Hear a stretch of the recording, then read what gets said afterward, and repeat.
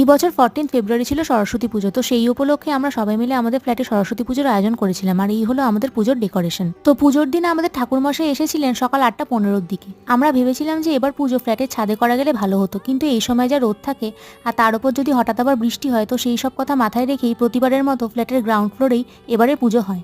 ঠাকুরমশাইও খুব সুন্দরভাবে সময় নিয়ে পুজো করেছিলেন। সাথেই পুজোর দিনগুলোতেই আমরা সবাই যখন আমাদের সবার লাইফের সব ব্যস্ততার মাঝেও আবার এক হয়ে হাসি মজা করি, তখন খুবই ভালো লাগে।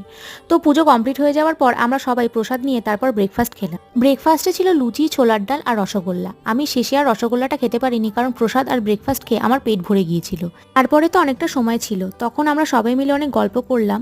গল্প করার পর আমরা সবাই মিলে লাঞ্চ করতে বসে গেলাম। লাঞ্চে ছিল ফ্রাইড রাইস, বেগুনি, আলুর দম, শাহি পানির, চাটনি আর পাঁপড়। লাঞ্চে যদিও আমি খুব বেশি খেতে পারিনি, কিন্তু রান্নাগুলো অসাধারণ হয়েছিল। তো এই ছিল আমার সরস্বতী পুজোর সারাদিন। এভাবেই আমরা সবাই মিলে খুব আনন্দ করেছিলাম।